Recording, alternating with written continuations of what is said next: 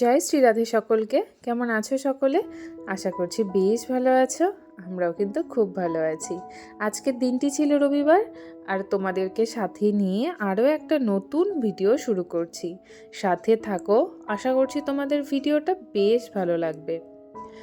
তো এখন বাজে সকাল ওই প্রায় 7টার মতো।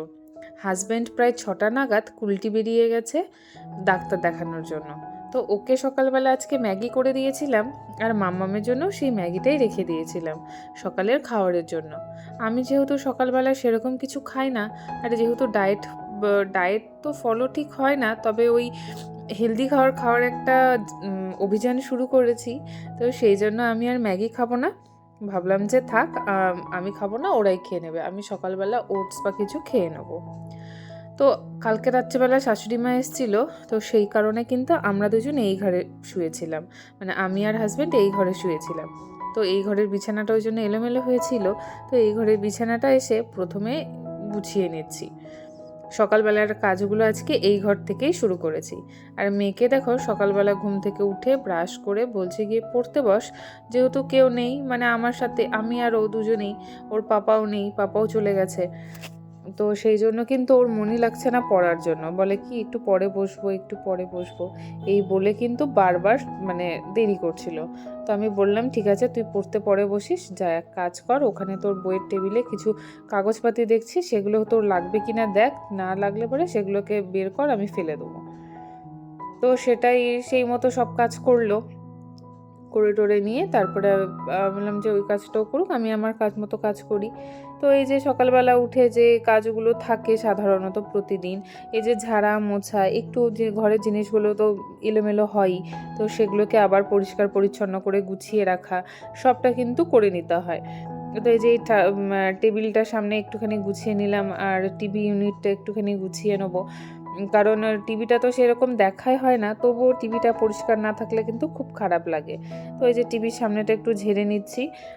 জানি না কোথা থেকে এত ধুলো পড়ে, প্রত্যেক দিন ঝাড়া হয় মোছা হয়, তবু জানি না কোথা থেকে ধুলো এসে পড়ে।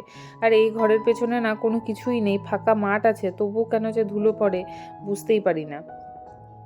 তো যাই হোক, এই যে টিভির সামনেটা গুছিয়ে নিচ্ছি। আর আমার আজকে লেগেছে এত সর্দি, মানে প্রচণ্ড সর্দি লেগেছিল, শরীরটা এত খারাপ লাগছিল, কিন্তু কি করব, সংসারের কাজগুলো তো করতে হবেই। সর্দি লেগেছে বলে মানে আমি বারবার হাঁচি পড়ছিল, আর নাক চুলকোচ্ছিল, আর কোনো কাজই করতে ইচ্ছে করছিল না। আর যেহেতু আজকে ও কুলটি যাবে, তো ও তো সকালবেলা বেরিয়ে গেছে, তো সংসারের কাজগুলো তো আমাকেই করতে হবে। তো সেই জন্য ভাবলাম যে শুয়ে বসে থেকে কি হবে, বরঞ্চ তাড়াতাড়ি কাজগুলো কমপ্লিট করে নিলে পরে কিন্তু পরে দিয়ে একটু রেস্ট পাওয়া যাবে। আর আজকে হচ্ছে রবিবার, কালকে আছে শ্রাবণ সোমবার, তো সেই জন্য একটু যাব বাজারেও, কারণ কিছু জিনিসপাতি, ফুল, তারপর ফল, এইসব তো কিনতে হবে।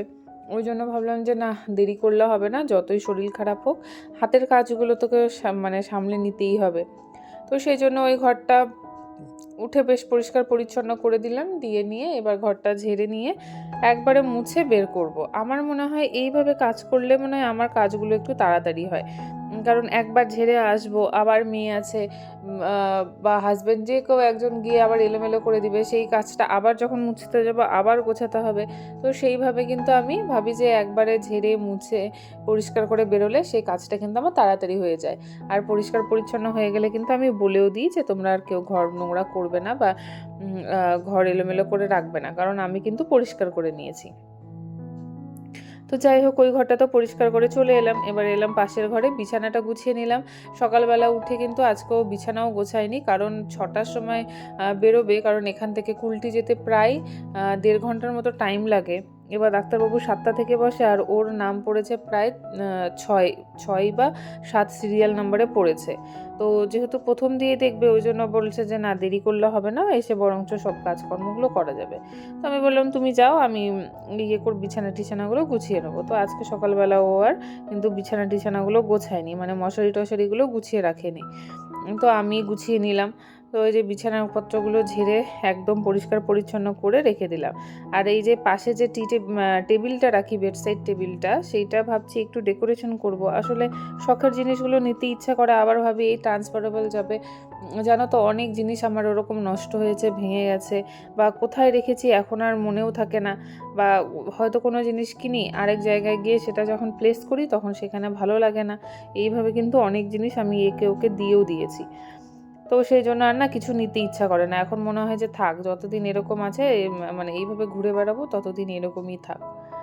তো এই যে সব কিছু পরিষ্কার পরিচ্ছন্ন করে নিয়ে যে আয়নাটা মুছে নিলাম। আয়নাটা মেয়ে বাড়ি থাকলে যা করে, ওই হাত দিয়ে না কেমন করে যে দাগ দিয়ে দেয় বুঝতেই পারি না আমি, মানে হাতটা দেয় আর আয়নাটার মধ্যে ছাপ বসে যায়। তো সেই জন্য একটু পরিষ্কার করে নিলাম। আর আমার এই আলমারিটা না যেহেতু ব্রাউন কালার, একটু ধুলো পড়লে প্রচণ্ড বাজে লাগে দেখতে। তো আজকে ভাবলাম যে চলো হাতে যখন সময়ই আছে তাহলে আলমারিটাও পরিষ্কার করে নিই। তো সমস্ত কিছু ঝাড়া মোছা করে নিয়ে এবার ঘরটাকে ঝাড় দিয়ে নেবো। খুব সুন্দর করে ঝাড় দিয়ে একবারে মুছে বের করব। আর এই যে পড়ার টেবিলটা আজকে আর গোছাবো না, কারণ ও পড়তে বসেছে, এখনও গোছাবো তো আবার পড়তে বসবো। ওই জন্য ভাবলাম যে থাক, আজকে আর গোছাবো না, পরে দিয়ে নয় গোছাবো। আর আমি এদিকে কাজ করছিলাম, আর আমার কাজ দেখে মেয়ে বলছে যে দাও আমি একটু হেল্প করে দিই। আমি ওকে বলছি যে না তুই পড়তে বস, বলে কিনা না দাও আমি একটু হেল্প করে দিই। ওই করে যে ঝাড় দিয়ে দিচ্ছি, আর হাতে দেখো দুটো প্লাস্টিক বেঁধে নিয়েছে, নিয়ে নোংরাগুলো ওই ব্যাগে। আমি বললাম যে তোর যে কাগজগুলো লাগবে না সেগুলো ওই ব্যাগটার মধ্যে রাখ, আমি পরে একসাথে গিয়ে বাইরে রেখে দিয়ে আসবো। তো ওই যে নোংরাগুলো ওর ওই ব্যাগটার মধ্যেই তুলছে। তো সব করলো, করে টোরে না আমি বললাম যে হয়েছে, অনেক কাজ হলো, এবার যা গিয়ে পড়তে বস, কারণ সোমবার দিন আবার আমাদের না পরীক্ষাও আছে। এখন যেহেতু ব্লক টেস্ট চলছে, তো সোমবার দিন আছে হিন্দি এক্সাম। তো সেই জন্য বললাম যে না তুই গিয়ে পড়তে বস, বাকিটা আমি সামলে নেবো। তো এই যে ঘরটাও ঝাড় দিয়ে নিলাম ভালো করে, নিয়ে এবার মুছতে চলে এলাম। ঘরটা মুছে নিয়ে তারপরে কিন্তু আবার বাকি কাজগুলোও করতে হবে তাড়াতাড়ি করে, কারণ রবিবার হলেও আর ওর বাবা যেহেতু বাড়ি নেই, সকালবেলা অনেক সকালে খেয়ে গেছে, তো এসে আবার তাড়াতাড়ি ভাতও খাবে, আমি আবার বিকেলবেলা বেরোবো, ওই জন্য কিন্তু একটু তাড়াতাড়ি করেই কাজগুলো করে নিচ্ছিলাম। আর এদিকে দেখো আমি যেহেতু বললাম পড়তে বস, তো পড়তেও বসে গেছে। সকালবেলা এই টাইমটা কিন্তু পড়াটা খুব ইম্পর্টেন্ট, কারণ আমার মনে হয় যে পড়ুক আর না পড়ুক একটা রুটিন অনুযায়ী পড়তে বসা বা বই খোলা, সেগুলোও কিন্তু একটা হ্যাবিটের মধ্যে চলে আসে। ওই জন্য আমি বলি যে তুই এক লাইন হলেও পড়, আর গিয়ে পড়তে বস, বইগুলোকে নিয়ে ভালো করে নিয়ে বস, কারণ কিছু পড়ুক বা না পড়ুক, ওই হ্যাবিটটা তৈরি করাটা কিন্তু খুব ইম্পর্টেন্ট। আমি যদি এখন ভাবি যে এখন তো কিছুই পড়া হবে না, তাই কিন্তু যদি বলি যে থাক আর বই নিয়ে বসতে হবে না, তাহলে কিন্তু ওটাই ওর হ্যাবিট হয়ে যাবে। হ্যাবিটটাকে তৈরি করার জন্য কিন্তু আমি প্রত্যেক দিন ওকে সকালবেলা পড়তে বসাই। মানে প্রত্যেক দিন তো হয় না, যাই হোক সকালবেলা করে স্কুল থাকে, মানে ছুটির দিনগুলোতেও কিন্তু পড়তে বসাই। আর যেদিন স্কুল থাকে সেদিন সন্ধ্যাবেলা বাড়ি এসে মানে বিকেলবেলা 5:30 6টা থেকে কিন্তু পড়তে বসাই।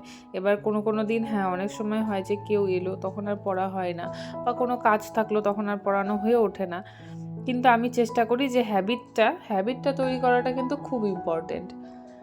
তো যাই হোক, এদিকে দেখো তোমাদের সাথে কথা বলতে বলতে এই যে আজকে জানলাটা পরিষ্কার করলাম, আর এই যে টেবিলটাও আজকে পরিষ্কার করে মুছে নিচ্ছি ভালো মতো। মানে ডেলি তো মোছা হয়, তবু এই যে জানলার ধারে যেহেতু আছে, তবু না প্রত্যেক দিন মানে কি বলবো, প্রত্যেক বেলা না মুছলে পরে ধুলো পড়ে যায়। চলো টেবিলটা তো পরিষ্কার আমার করা হয়ে গেল, এবার চলে এলাম সোফার যে কভারগুলো তুলেছিলাম, সেগুলো যেহেতু কয়েকদিন থেকে রোদ অত ভালো উঠছে না, তাই কিন্তু একবারে শুকোচ্ছে না। তো ভাবলাম যে আজকে সকালবেলা মানে কালকে রাত্রিবেলায় শুকিয়ে গেছিলো, সেগুলো আর কালকে রাতে পাতা হয়নি, একটু কাজ ছিল বলে। তো আসলে মেন কাজ থাকে কি রাত্রিবেলায় মেয়েকে পড়ানো। আমি যদি উঠে গিয়ে চলে যাই পড়াতে নিয়ে, তাহলে কিন্তু ওই আর দেখেছি পড়তে চায় না, বা পড়ার যে একটা রিদম সেটা কিন্তু ভেঙে যায়। তো সেই জন্য আমি ভাবি যে থাক, কাজগুলো পরে করা যাবে, আগে ওকে পড়িয়ে নিই তারপরে। আর যেহেতু টিউশন দিইনি, আমি নিজেই পড়াই, তাই কিন্তু পুরো মানে পড়াটার দেখভাল কিন্তু আমাকেই করতে হয়।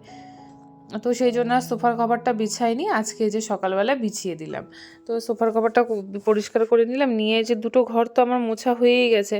আরে দেখো ওদিকে পর্দাটাও কিন্তু আমি এখনও লাগাইনি, কারণ যেহেতু ওই যে বললাম যে রাত্রেবেলা শুকিয়ে গেছিলো, কিন্তু আমি আর লাগাইনি ইচ্ছা করেই, যে এখন উঠলে পারে পড়াশোনার আবার দেরি হয়ে যাবে। তো আর এদিকে দেখো আমার কাজ করতে করতে আমি মেয়েকে বললাম যে তুই যা গিয়ে স্নানটা কর, স্নানটা করে পুজো কর। আজকে আমি পুজো করব না, কারণ আমি আবার মাংস টাংস রান্না করতে হবে। তো সেই জন্য ভাবলাম যে একবারে রান্না টান্না করে স্নান করব। কিন্তু এখানে আবার দেখি যে একটু মানে অন্য কাজ পড়ে গেছিলো, তো সেই জন্য আগেই স্নানটা করতে হয়েছিল। স্নান করার পরে আমি রান্না করলাম। তো যাই হোক, এই যে জামা কাপড় আছে অনেকগুলো, তো সেগুলো কাচতে বসিয়ে দিলাম মেশিনে। মেশিনে তো সেরকম কিছু করতে হয় না, জামা কাপড়টা দিয়ে শুধু সার্ফ দিয়ে, আর যেহেতু আমার মেশিনটাকে আমি সরিয়ে রাখি তার জন্য কিন্তু এটাকে একটু অ্যাডজাস্ট করতে হয়। আর মেশিন এক জায়গায় থাকলে কিন্তু তাও করতে হয় না, সুইচটা দিয়ে সার্ফটা দিয়ে জামা কাপড় দিয়ে দিলেই কিন্তু মেশিনে কাচা রেডি হয়ে যায়। কিন্তু যেহেতু নিজেদের বাড়ি না, আর সব ভাড়া বাড়িতে কিন্তু এরকম ওয়াশিং মেশিন রাখার জায়গাও হয় না, তাই আমাকে কিন্তু এটাকে মুভ করতেই হয়, ওখান থেকে সরাতে হয়, আবার নিয়ে গিয়ে যখন কাচি তখন বাথরুমের সামনে রাখতে হয়। কারণ বাথরুমের সামনের জায়গাটা এত ছোট যে ওখানে মেশিন রাখলে কিন্তু নড়াচড়া খুব অসুবিধা। তো এই যে আমি কাজ করতে করতে মেয়ের পুজো হয়ে গেছে। আর কালকে রাত্রেবেলায় ডিমের ট্রেটা এনেছিল, সেটাও ঢোকানো হয়নি। আসলে আমি রাত্রেবেলা সেরকম করে কাজ করি না, কারণ যেহেতু পড়তে বসায় না, বারবার উঠে গেলে না পড়ার যে রিদেমটা সেই রিদেমটাই নষ্ট হয়ে যায়। তো সেই জন্য আমি আর উঠি না। তো আমি ভাবি যে যা কাজ আছে পরের দিন সকালবেলা আবার গুছিয়ে নেবো। তো এই যে ডিমটা এনেছিল, ডিমটা ঢুকিয়ে ফ্রিজে রেখে দিলাম। আর এই যে কিছু সবজি, যেহেতু আজকে সকালবেলাও থাকবে না, সেহেতু কিন্তু আগের দিনই সমস্ত সবজি টবজি কিনে এনে রেখেছিল। তো এই যে ঝটপট সবজিগুলো গুছিয়ে নিই। আর এই যে ফুলকপি এনেছে, বাঁধাকপি এনেছে। আর এখনকার ফুলকপি বাঁধাকপি রান্না করতে এত তেল দিতে হয় যে বলার নয়, না বেশি করে তেল না দিলে হয়ই না। তো দেখো এই যে এবার স্নান করে সবজিটা গুছিয়ে নিয়ে আমি স্নান করে নিয়েছিলাম, কারণ মোছা তো হয়ে গেছিলো, আর কোনো কাজ ছিল না। তো ওই যে স্নান করে চলে আসলাম, ওদিকে ভাতটা বসিয়ে দিয়েছি। আর এদিকে ভাজবো হচ্ছে খ্যাকসি। খ্যাকসি হচ্ছে যে কাঁকরোল হয় সেটারই ছোট ভার্সনটা হচ্ছে খ্যাকসি, যেটা এখানে পাওয়া যায়। খেতে বেশ ভালোই লাগে। তো এই যে এটা একটু ভেজে দেবো। আর এটা মানে শুধু এটা নুন হলুদ দিয়ে ভাজলেই হয়, সেরকম কোনো কিছুই দিতে হয় না এটার মধ্যে। এটার এমনি নিজস্ব যে টেস্ট আছে সেটাই কিন্তু অনেক সুন্দর। তো এই যে ভাজাটা হয়ে গেছে, এইবার কিন্তু মাংস করে নেবো। আজকে এনেছিল মাটন, তো এই খ্যাকসি ভাজা আর মাটন, ব্যাস। আজকে আর কিছু রান্না করিনি, আর স্যালাড তো কেটেছিলাম। তো এই দুটো দিয়ে কিন্তু আজকে ওদের খাওয়াটা হয়ে যাবে। ওদের খাওয়া বললাম এই কারণেই যে কালকে যেহেতু শ্রাবণ সোমবার, আমি আজকে সংযম করেছি, তো ওই জন্য আর হচ্ছে আমি মাংস টাংস খাইনি। এবার ওকে বলেছিলাম, ও কিন্তু ওর মনে নেই, ও অফিস থেকে আসার সময় মাংস নিয়ে চলে এসছে শনিবার দিন, যে রবিবারে খাবে জন্য। এবার এতগুলো মাংস কি নষ্ট করব? তো আমি ভাবলাম ঠিক আছে, এই সপ্তাহে যখন এনে দিয়েছো, আর হচ্ছে তুমি পরের সপ্তাহ থেকে আর এনো না, কারণ এরপর থেকে শ্রাবণ সোমবার শুরু হচ্ছে, আমি তো সংযম করছি, আর তোমরাও হচ্ছে নয় নিরামিষই খেও, মাংসটা খেও না। তো যাই হোক, বলছে যে ঠিক আছে, এই সপ্তাহে যখন এনে দিয়েছি তাহলে করে দাও, আর পরের সপ্তাহ থেকে আর নিয়ে আসবো না। আমি বললাম ঠিক আছে। তো এই যে মাংসটা আগে আমি প্রেসারে সিটি দিয়ে রেখেছিলাম, তো দেখলেই প্রেসার বসিয়েছিলাম। আলু আর মাংসটা, আলুটা আগে ভেজে নিয়েছি, ভেজে নিয়ে তারপরে কিন্তু মাংসের সাথে সিটি দিয়ে নিয়েছি। আর সিটি দিয়ে নেওয়ার পর এইভাবে মাংস রান্না করলে কিন্তু আমার বেশি ভালো লাগে। মাংসের রান্নার পর যদি সিটি দিই না, মাংসের যে নিজস্ব যে জলটা সেটা শুকিয়ে যায়, আর সেই মাংসটার থেকে আমার এই মাংসটা খেতে বেশি ভালো লাগে। এইভাবে করলে কিন্তু মাংসের কিন্তু অতিরিক্ত তেলও দিতে হয় না, কারণ সব মাটনে তো নিজস্ব একটা তেল আছে, সেটা বেরোয়, আর সেটাতেই কিন্তু বেশ ভালো লাগে। আর এদিকে দেখো আমি হচ্ছে একটু আতপ চালের সেদ্ধ ভাত করে নিয়েছি মাইক্রো ওভেন বলছি, সরি, ইন্ডাকশানে করে নিয়েছি, কারণ গ্যাসে যেহেতু ওদিকে মাংস টাংস রান্না হচ্ছে, তার জন্য আমি ভাবলাম যে ইন্ডাকশানেই আজকে হচ্ছে মাংসটা করে নিই। তো এই যে এখানে হচ্ছে আলু সেদ্ধ নিয়ে, মানে আতপ চালের সাথেই সেদ্ধ দিয়ে দিয়েছিলাম, একটুখানি ঘি। আর আজকে যে সন্দক লবণ খেতে হয়, তো আমি সন্দক লবণ এনে আলাদা করেই রাখি, কারণ নিরামিষের দিনগুলোতে কিন্তু আমি সন্দক লবণই ইউজ করি। সেদিন আর আমাদের যে নর্মাল লবণটা সেটা আর খাওয়া হয় না, কারণ নর্মাল লবণটা কি হয়, অনেক সময় হয়তো কোনো হাতে ধরে নিলাম, কোনো মানে এমনি তো কাপড় তো চেঞ্জ করে ধরা হয় না, তো সেই জন্য আর নিরামিষের দিনগুলোতে ওই লবণটা ইউজ করি না। তো তো যাই হোক, মাংসটা তো হয়ে গেছে। এবার মাংসটা নামিয়ে নিয়েছি, নিয়ে অন্য একটা বাটিতে ফুটতে দিলাম, যে অন্য বাটিতে ফুটতে দিয়ে মানে যেই বাটিটায় রাখবো সেই বাটিতেই রেখে দিলাম। আর ভাবলাম যে কড়াই টড়াইগুলো মেজে নিই। আর এতক্ষণে কিন্তু আমার হাজব্যান্ডও চলে এসছে। এসে নিয়ে আমি ওকে বললাম তুমি স্নান করো, আমি খাবারটা তোমাদের বেড়ে দিই, কারণ অনেক সকালবেলাই গেছে। আর এখন প্রায় ওই 12:30 1টার মতো বেজে গেছে। আমি বললাম যে তুমি স্নান করে নাও, আমি খাবারটা বেড়ে দিচ্ছি, একবারে খেয়ে নাও, কারণ অনেক সকালবেলা একটুখানি ম্যাগি খেয়ে বেরিয়েছো। তো স্নান করতে করতে ভাবলাম আমি বসে কেন থাকবো, ঝটপট করে গ্যাস ট্যাসগুলো মুছে নিই, কারণ আবার বাজার বেরোবো। আর একটুখানি তাড়াতাড়ি খাওয়া দাওয়া, আমার তো খাওয়া হয়ে গেছে, ওদেরকে খেতে দিয়ে দিয়ে ওদের খাওয়া হয়ে গেলে কিন্তু আমি একটুখানি গিয়ে একটু শোবো, কারণ সকালবেলা ওর সাথে সাথে আমিও উঠেছি, আমারও কিন্তু প্রচণ্ড এই সময়টা টায়ার্ড লাগছে। তো আমি বললাম যে তুমি তাড়াতাড়ি স্নান করে আসো, আমি তোমার খাবারটা বাড়ছি। তো স্নান করে এসে এই যে ওদেরকে খেতে দিয়ে দিলাম, ওদের দুই বাবা আর মেয়েকে। দুজনে মানে রান্না তো সেরকম কিছু করিনি, আর রান্না করতে যেহেতু আজকে আইটেমটা কম আছে, তাই কিন্তু আজকে টাইমটা কমই লেগেছে। আর প্রেশারে মাংস করে নিলে কিন্তু টাইমটা অনেকটাই বেঁচে যায়। তো সেই জন্য দেখো এইদিকে ওদেরকে ভাতটা দিয়ে দিয়েছি, আর খ্যাকসিটা ভাজা যেটা করেছিলাম সেটা দিয়েছি, আর স্যালাড কেটে দিয়েছি, ব্যাস আর কিছু করিনি। আর এই যে এটা একদম বিকেল থেকে ভিডিওটা শুরু করছি, এখন বাজে ওই প্রায় ধরো 3:30 মতো। তো ওই যে রেডি হয়ে গেছি, একটু শুয়েছিলাম, প্রায় 1 ঘন্টার মতো একটু শুয়েছিলাম, ঘুমোইনি, এমনি জাস্ট রেস্ট নেওয়া। তো এই যে রেডি হয়ে নিয়েছি, আর মেয়েও যাবে বলছিল সাথে। প্রথমে ভেবেছিলাম ওকে বাড়িতে রেখে যাব, কিন্তু ও বলছে যে না যাব, আর ওর বাবা বলছে যে আমার শরীরটাও ভালো লাগছে না, আমি একটু ঘুমোবো। তো আমি বললাম ঠিক আছে চল, আজকে তো ছুটিরই দিন। তো দুজন মিলে রেডি হয়ে গেছি, কেমন লাগছে জানিও, দেখা হবে তোমাদের সাথে পরে।